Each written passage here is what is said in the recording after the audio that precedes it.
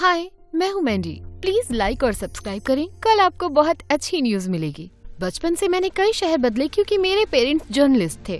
मैं जल्दी से दोस्त बनाने में माहिर थी, पर वो दोस्ती टिक नहीं पाती थी क्योंकि मैं हमेशा शहर बदल लेती थी। चाहे मेरे कितने भी बेस्ट फ्रेंड्स हमेशा जुड़े रहने का वादा करें, पर समय के साथ वो भी भूल जाते थे और हर बार मैं अकेली पड़ जाती थी। एक दिन मॉम घर आई एक बड़ी खबर के साथ। उन्हें वॉशिंगटन डीसी में एक नेशनल न्यूज़पेपर में नौकरी मिली थी। अब हम वहीं रहेंगे। अब मैं बहुत एक्साइटेड थी। फाइनली मेरे पास सजाने के लिए कमरा होगा, पक्के दोस्त बनेंगे। यही तो सपना था। जब मैं अपने नए हाई स्कूल गई तो मैं नर्वस थी। मैंने सोचा मुझे बहुत ही अच्छा फर्स्ट इम्प्रेशन बनाना होगा, दूसरा मौका नहीं मिलेगा। जब होम रूम में मैं अपने डेस्क पर बैठी थी, उन्होंने मुझे ऐसे देखा जैसे कि मैं एक एलियन हूँ। फिर एक सुंदर सी लड़की मेरे पास आकर बैठी। हे, आई एम जैस्मिन। तुम्हारी जीन्स बहुत अच्छी है। कहाँ से ली? न्यूयॉर्क के एक स्टोर से। ओह माय गॉड, क्या तुम वहीं से हो? कह सकते हैं। मैंने उसे अपनी जिंदगी की कहानी बताई और हमारी जल्दी दोस्ती हो गई। वो एक पॉपुलर लड़की थी और इसके बहुत रीजन थे। वो कई तरह के क्लब और स्पोर्ट्स में थी। वो बहुत ही प्यारी थी और क्लास में सेकंड आती थी। क्लास में एक लड़के से हमेशा उसकी झड़प होती फर्स्ट आने के लिए। चेस। उसने मुझे बताया कि वो कितना एनोइंग है और मैं मान भी गई।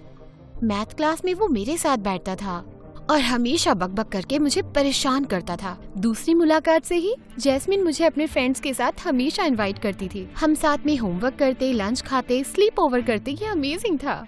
मेरे स्कूल शुरू होने के बाद जैस्मिन ने मुझे अपना फ्रेंच क्लब देखने के लिए बुलाया कि शायद मैं ज्वाइन करना चाहूँ। उसने मुझे अपने दोस्त कमील से मिलवाया। हमने बहुत मजे किए। हमने फ्रेंच मूवीज देखी, फ्रेंच बोलने की प्रैक्टिस की। मैंने तुरंत ज्वाइन कर लिया। वो 2 स्टूडेंट्स को चुनने वाले थे जो समर स्टडीज पेरिस में करेंगे।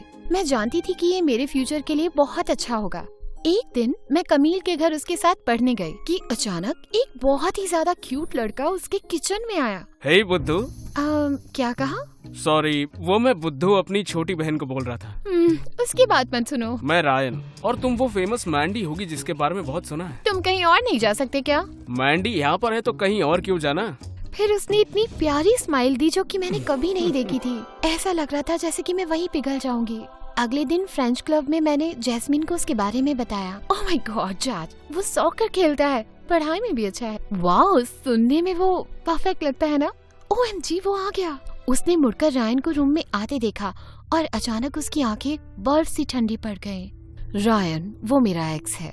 ओह, पर अगर तुम उसे पसंद करती हो तो? नहीं, मैं ऐसा नहीं करूँगी। ओह अच्छा है, वरना ये बहुत वियर्ड होता। मुझे खुशी है हम दोस्त हैं। क्या बात चल रही है यहाँ? कुछ नहीं, तुमसे फिर मिलकर अच्छा लगा। तुम कब से फ्रेंच क्लब में आ गए?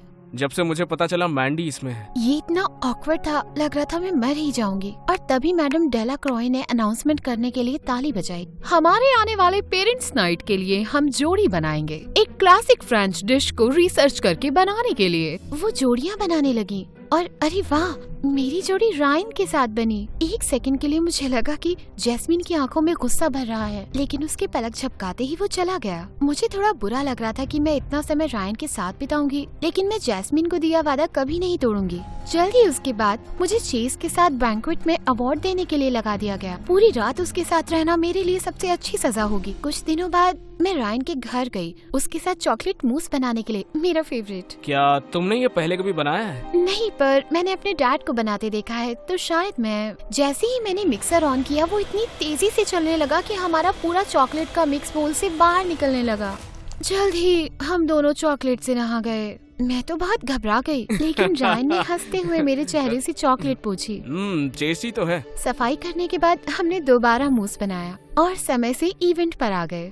मैडम डेलाक्रॉय ने सबकी डिशेस टेस्ट की और कहा कि हमारी सबसे अच्छी थी। मैं खुश थी और मुझे उम्मीद थी कि इससे पेरिस प्रोग्राम में सिलेक्ट होने में मदद मिलेगी, चाहे बातूनी चेस के साथ पूरी रात भी बैठना पड़े। मेरा मूड खराब नहीं होगा। उसके बाद से रायन मुझे अपने साथ और समय बिताने के लिए कहने लगा। कभी सॉकर गेम्स, कभी पढ़ाई और कभी कभी आइसक्रीम खाने भी साथ जाते। वो बहुत फनी था और हमें एक जैसी किताबें भी पसंद थी। मैं जानती थी वो मुझे पसंद करता है और मैं भी उसे पसंद करने लगी थी, लेकिन मैं जैस्मिन को धोखा कैसे देती। जब मैंने अपनी मॉम को ये बताया तो उन्हें लगा कि मैं बेवकूफी कर रही हूँ। मुझे नहीं लगता जैस्मिन दिल से तुम्हारा ख्याल करती है मैंडी। वो यहाँ मेरी पहली दोस्त बनी थी, लेकिन उससे वो एक अच्छी दोस्त नहीं बनती, वरना वो तुम्हें रायन से दूर रहने के लिए नहीं कहती।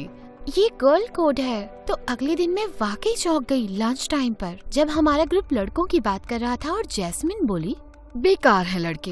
मैं तो रायन को भूल भी गई हूँ। सिर्फ कुछ हफ्ते ही तो डेट किया था हमने। मैंडी तुम चाहो तो कर लो उससे डेट। ये सुनकर मैं तो बहुत खुश हो गई थी, लेकिन अब मैं नर्वस हो गई थी। मैंने कभी किसी लड़के को पाने की कोशिश नहीं की, पर सारे इशारे तो थे, तो मैंने ये करने की ठान ली। रायन को मैच खेलते वक्त पैर में चोट आ गई और उसे बीच में खेल छोड़ना पड़ा। हम हार गए। मैं अगले दिन उससे मिलने गई। अब तो जैस भी मान गई थी। जब मैं उसके लिविंग रूम में फूल लेकर पहुंची, उसके चेहरे पर मुस्कान आ गई और उसने खींचकर मुझे जोर से गले लगा लिया।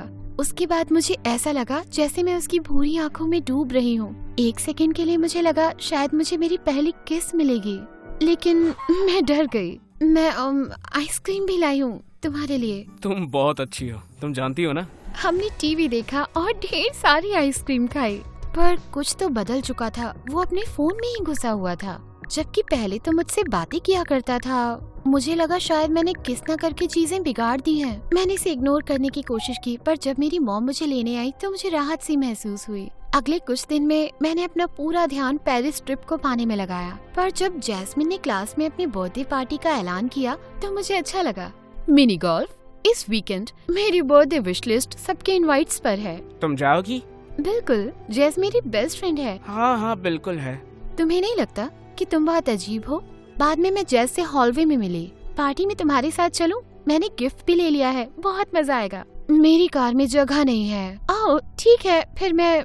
लेकिन मेरी पूरी बात होने से पहले ही वो वहाँ से चली गई। मुझे लगा शायद वो अपनी पार्टी को लेकर बिजी होगी, तो उसके अजीब बर्ताव पर मैंने ध्यान नहीं दिया। मैंने रायन को मैसेज करके पूछा अगर वो और कमील साथ चलना चाहे, लेकिन उसके जवाब में सिर्फ 3 टाइपिंग बबल्स ही मिले और फिर कुछ नहीं। बल्कि किसी ने भी पूरे वीकेंड मुझसे बात नहीं की। आखिर चल क्या रहा था? सैटरडे को जब मेरी मॉम ने मुझे मिनी गोल्फ पर छोड़ा, जैस्मिन के लिए गिफ्ट लेकर मैं बड़ी सी मुस्कान के साथ अपनी कार से निकली। जेस ने मुस्कुराकर मुझसे हाय कहा। वो इतना बुरा नहीं था, बस थोड़ा अजीब था।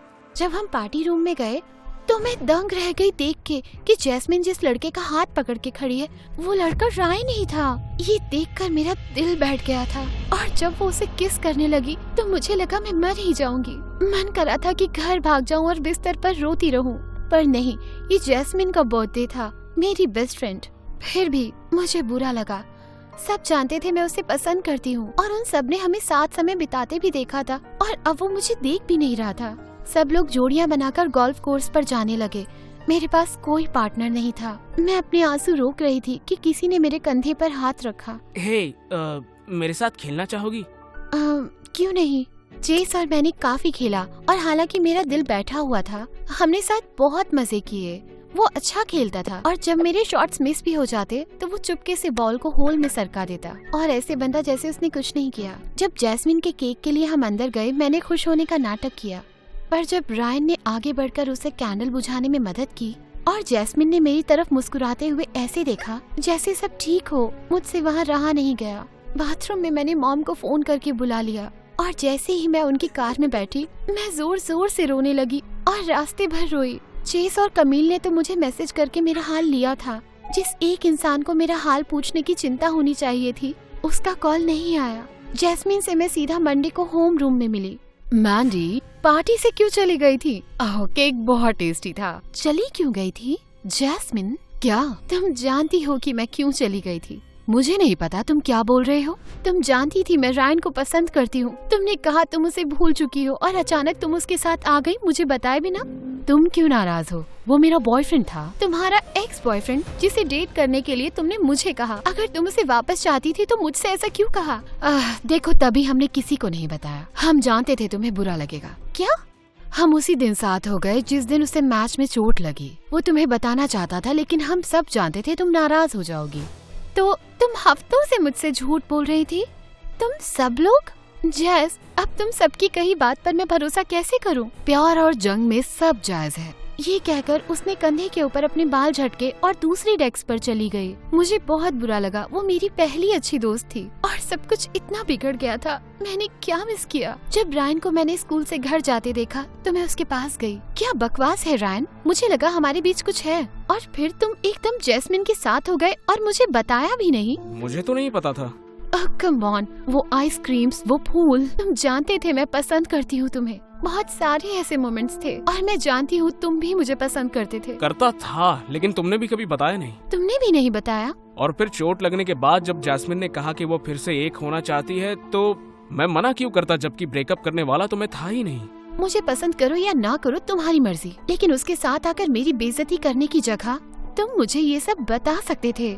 मैं इससे बेहतर डिजर्व करती हूँ। स्कूल में मैंने हिम्मत रखने की कोशिश की, आखिरकार हमेशा तो अकेली ही रही हूँ, लेकिन स्कूल में एक दोस्त होने की आदत हो गई थी, पर अब अकेला महसूस करती थी। किस्मत से चेस मेरे साथ आकर बैठ गया जब उसने पहली बार मुझे अकेले खाते देखा। मुझे समझ नहीं आ रहा था कि अब तक मैं उसे नफरत क्यों करती थी, सिवाय इसके कि जैस्मिन को वो पसंद नहीं था। वो बहुत ही प्यारा और काफी स्मार्ट था। मैं जैस्मिन और रायन से दूर रहने की हर कोशिश करती, लेकिन इनकी वजह से फ्रेंच क्लब नहीं छोड़ूंगी। मौसम बदलने लगा तो चेस ने कोशिश की कि मैं सॉकर गेम्स, पार्टी, कॉन्सर्ट में जाऊं, लेकिन मेरा पूरा ध्यान स्कूल में था। चाहे कुछ हो जाए, लेकिन पेरिस जाने का स्पॉट मुझे पाना ही होगा, और विश की कि दूसरा स्पॉट जैस्मिन को ना मिले। चेस मेरा फेवरेट स्टडी बडी बन गया। मुझे पेरिस जाने का स्पॉट मिले, उसके लिए वो भी मेरी जितनी मेहनत कर रहा था।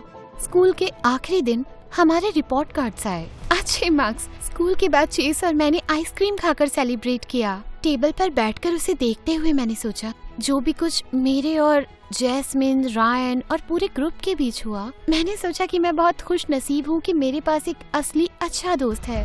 बेकार दोस्तों की पलटन की जगह चेस और मैं नेशनल मॉल पर टहलने गए सनसेट के टाइम। तो मिस्टर क्लास में नंबर 1, कैसा लग रहा है? मुझे तो इस बात की खुशी है कि मैंने उसे हरा दिया, खासकर जब उसने तुम्हें ऐसा ट्रीट किया। मैं अपना ख्याल रख सकती हूँ। जानता हूँ, पर पहले ही दिन से तुम मुझे अच्छी लगी और मैंने तुमसे दोस्ती करने की कोशिश की, क्योंकि मैं जानता था वो तुम्हारे पीछे आएगी। क्या मतलब? जैस्मिन और मैं किंडरगार्टन से एक ही क्लास में रहे हैं।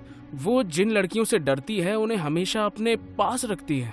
वो कहते हैं ना, दोस्तों को पास रखो और दुश्मनों को करीब। पर मैं कभी उसकी दुश्मन नहीं थी। वो हमेशा से हमारी क्लास की स्मार्ट और सुंदर लड़कियों से डरती है। अगर तुम्हें यकीन ना हो तो भी भरोसा करो, वो तुम्हें खतरा समझती है। वाह, मुझे कोई आइडिया नहीं था, पर अगर ये सब सहने से तुमसे दोस्ती हो गई तो अच्छा ही हुआ। अचानक मेरा फोन बजा। ये मैडम डेला क्रॉय का था। हेलो मैंडी, मुझे ये बताते हुए खुशी हो रही है कि तुम सेलेक्ट हो गई हो पेरिस के समर स्टडी प्रोग्राम में। बैग पैक कर लो मैडमोइजेल, मुझे तुम पर गर्व है। ओह वाह, बहुत बहुत शुक्रिया, मेरा मतलब मेर्सी beaucoup।